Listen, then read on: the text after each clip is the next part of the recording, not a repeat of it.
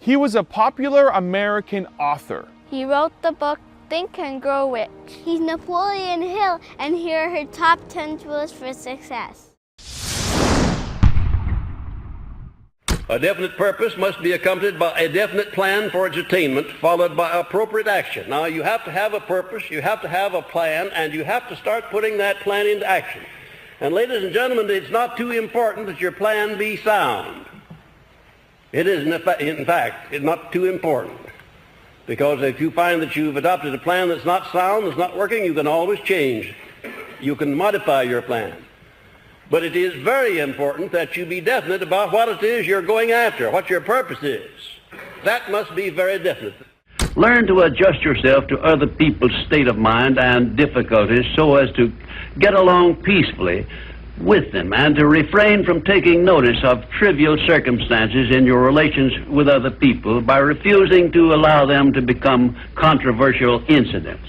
Great people always avoid small incidents of controversy when possible.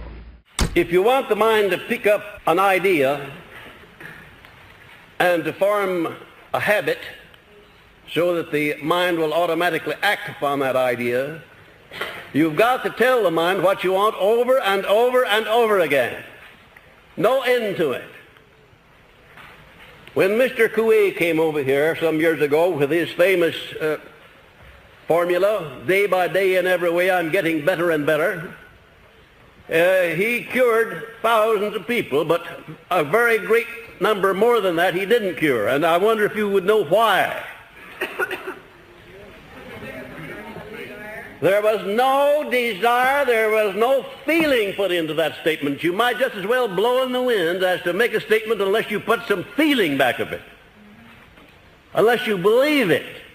Procure a neat, pocket-sized notebook, or something on the order of this one here, loose leaf affair. And on page 1, write down a clear description of your major desire in life, the one circumstance or position or thing which you will be willing to accept as your idea of success. And remember before you begin writing that your only limitations are those which you set up in your own mind or permit others to set up for you.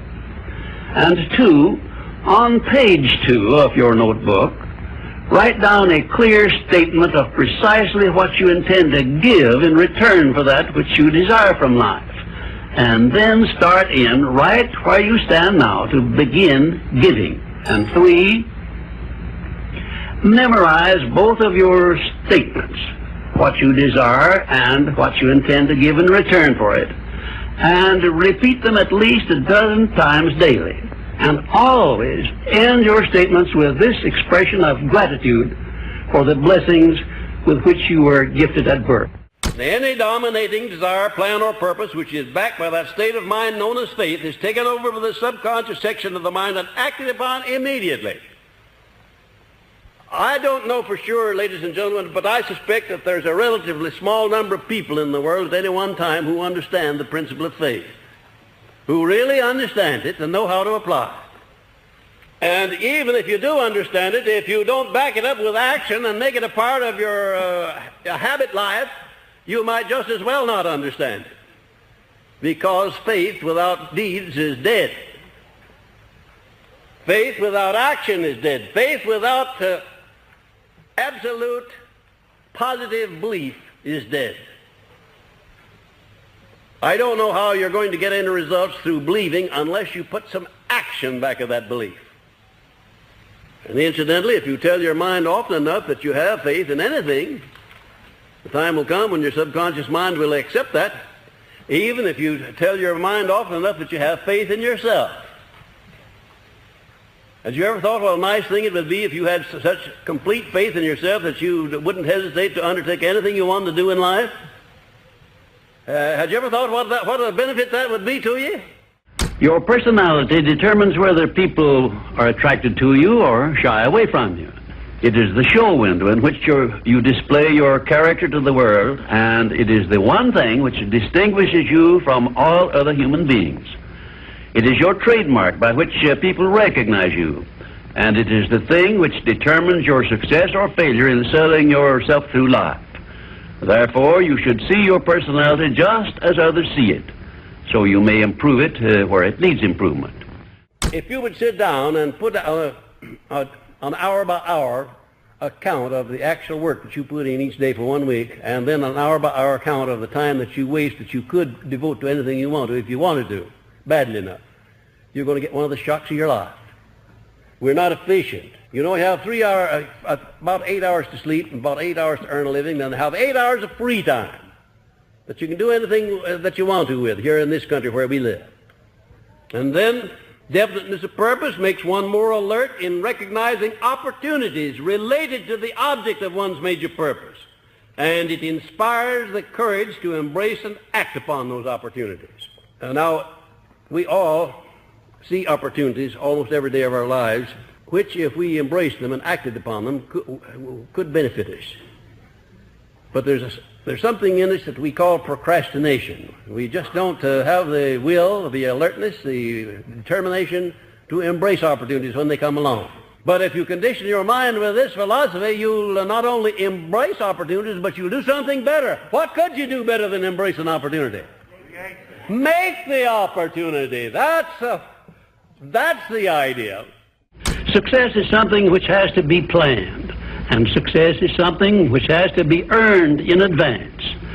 True, there is such a thing as luck, but just remember that luck is something you can create for yourself if you know the rules and follow them just as I give them to you. Remember, too, that success in the higher brackets of achievement is something that can be had only by taking others along with you. And the best definition of success, which I know, is this: success is the knowledge with which to get whatever you want from life without violating the rights of others and by helping others to acquire it. The very minute that you decide upon something, you know that's what you want, you know you're going to do it, all of these negatives that have been bothering you, they pick up their baggage and get out. They just move out. They can't live in a positive mind. Can you imagine a negative frame of mind and a positive frame of mind occupying the same space at the same time? Could you imagine that? No, you can't, because it can't be done.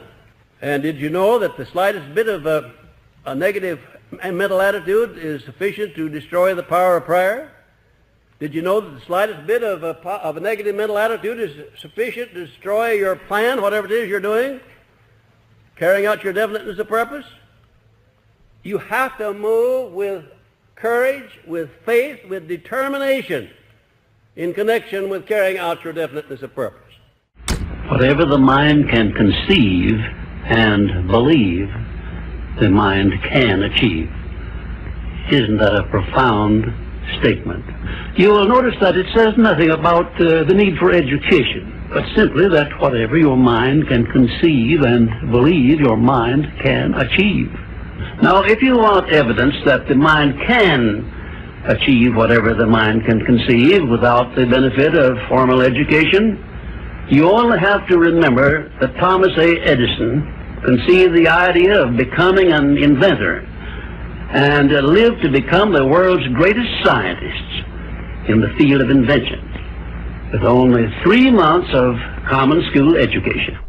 Thank you so much for watching. I made this video because business asked me to. So if there's a famous entrepreneur that you want me to profile next, leave it in the comments below and I'll see what I can do. I'd also love to know which of Napoleon Hill's top 10 rules you love the most. Leave it in the comments. We're going to join in the discussion. Thank you so much for watching. Continue to believe, and I'll see you soon.